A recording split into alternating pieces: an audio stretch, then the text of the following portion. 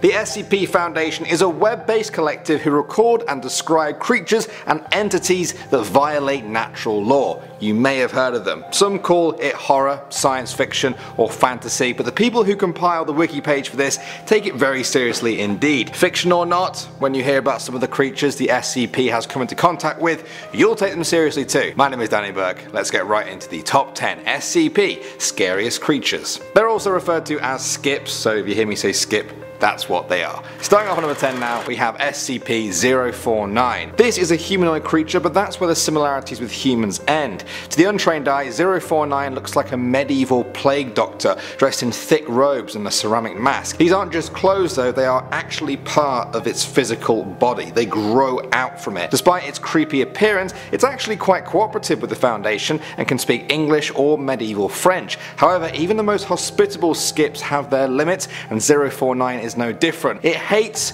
pestilence. That's all it ever seems to talk about sometimes. The definition of pestilence is still unknown to this day. 049 sometimes identifies people as having pestilence and begins to get visibly irate around them. If that person is not removed from the area, 049 will attack. It kills by one touch. One touch from 049 will kill any living thing that it wants. All biological functions just seem to shut down. 049 seems to be frustrated and remorseful after the killing, especially if it feels the pestilence has somehow survived. It will then perform a crude surgery on the corpse using strange tools from a black doctor's bag it carries with it everywhere. It will then reanimate the corpse, although it won't be the same person as before, retaining only basic motor skills. 049 can then instruct them to do its bidding, even to attack others affected with pestilence. 049 has often referred to these zombie-like servants as being cured of the pestilence. I guess we should all hope that we don't have pestilence,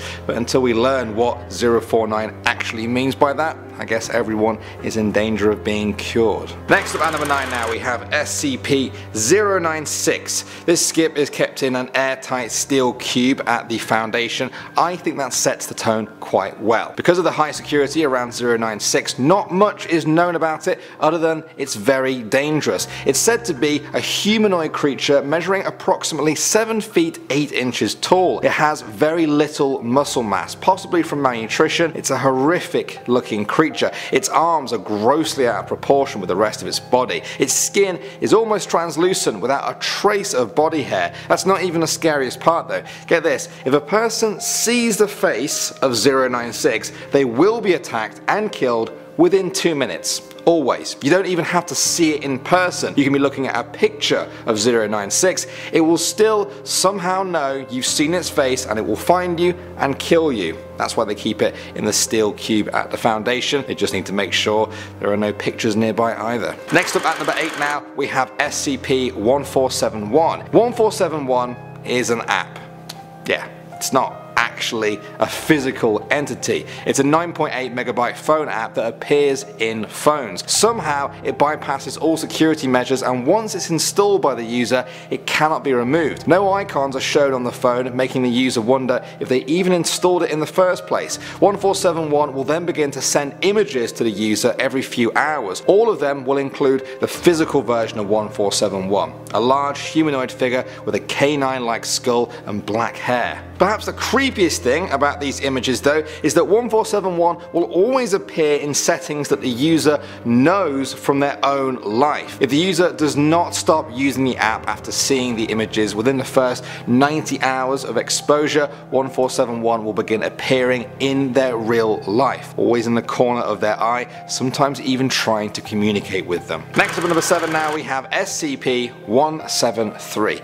This is perhaps one of the weirdest looking skips on this list. I think the picture speaks for itself. Its origin is unknown, and everything about it seems to be learnt from its confinement by the Foundation. Those who have dealt with 173 know a few different ways to handle it. The most important is to always keep it in direct line of sight. It cannot move if it's in a person's line of sight. which is a good thing because it's dangerous. For some unknown reason, it produces a layer of blood and feces on the floor around it. This means that its cell needs to be cleaned out twice a week. 3 personnel will enter the cell, one of them to just clean, while the other 2 are simply there to stare at 173. If one of them needs to blink, they need to inform the other one first. If both blink at the same time, 173 will attack and kill. Its choice of attack is to snap a human's neck at the base of the skull or by strangulation. I guess we should all practice not blinking then. I just blinked. Moving on to number 6 now, we have SCP-682. The entry for this skip simply starts with SCP-682 must be destroyed as soon as possible. Yeah.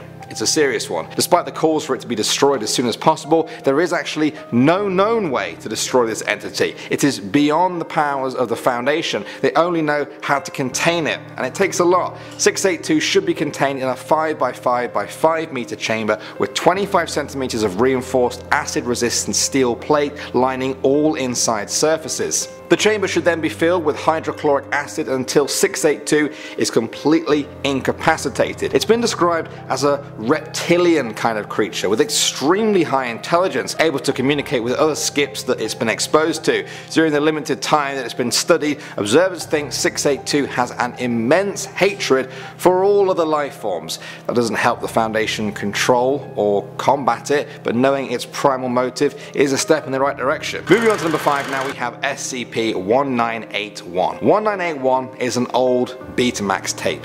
On the side of it is written "Ronald Reagan cut up while talking." The film on the tape appears to be a homemade recording of former US President Ronald Reagan delivering his evil empire speech to a group of evangelicals in 1983. Nothing seems out of the ordinary until about 1 minute and 10 seconds in. Then the speech begins to deviate heavily until it becomes unrecognizable as the speech everyone has on record. At 5 minutes in, wounds can be seen slowly appearing on the president's face. Despite the severity of the lacerations, the president continues to give his speech until either his vocal cords are severed or the tape degrades into static around the 22-minute mark. Here's where it gets even weirder though. Rewinding 181 and watching it from the start changes the speech that Ronald Reagan is giving. The topics vary with each new speech, although they often focus on torture, child abuse, and ritual sacrifice. Sometimes a black figure with robes on appears near Reagan, often referred to as SCP-1981.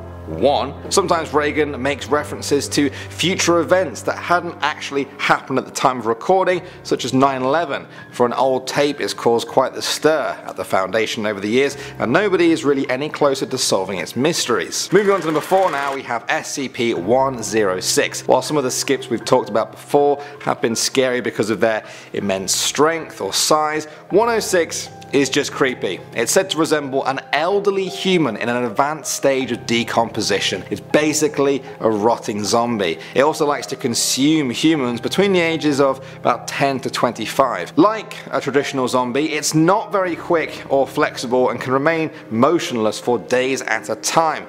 Unlike a zombie though, it uses corrosion to break down any material that stands in its way. A captured 106 must be contained in a sealed container, specifically made with lead-lined steel. The specifications for how this cell is supposed to be constructed are possibly the most technical I've seen. There are detailed instructions on materials, layers, and the space between them. There is a reason for this though. Research and observation have shown that when 106 is faced with highly complex or random structures, it can become confused and unable to exit from its containment. Moving on to number 3 now, we have SCP-2006. SCP-2006 deals in fear. That's not my description, that's how it describes itself. According to sources, 2006 has repeatedly stated its goal of causing as much fear in the world as possible. Guidelines state that if it's captured, it must be constantly monitored for changes in form. That's right, it's a little bit of a shapeshifter. Despite this, there is a general description often given.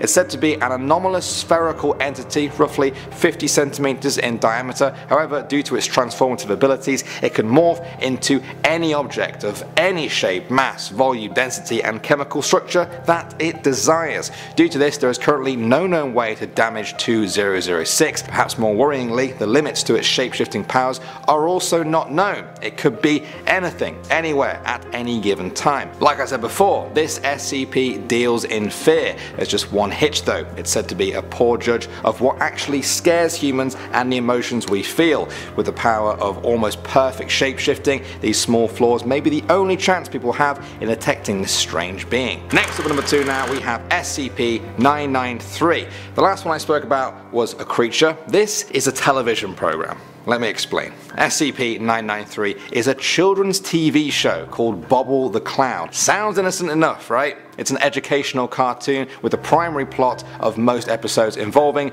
Bobble the Clown learning a new skill or activity. Okay, so far so good. The problem comes though when the program is being viewed. Anyone watching aged 10 years or older will immediately fall unconscious when the program begins and will remain that way until the end of the episode. Most of the under 10s interviewed after the event reported a stabbing headache immediately before blacking out. And finally, number 1 now, we have SCP-087. 087 is, quite simply, an unlit platform staircase. When I say unlit, I mean very unlit. This small stairwell has defied everything we know about light. Even using a 75-watt bulb, nothing can be illuminated on this stairwell more than about 1.5 levels down. The darkness just seems to swallow up excess light. It's not just the light that creeps people out here though, it's the sound. Reports and audio recordings appear to show a distressed vocalization from a young child. The voice comes from 200 meters below where 087 begins. The Foundation has sent exploration teams down there to see just how far the stairwell goes.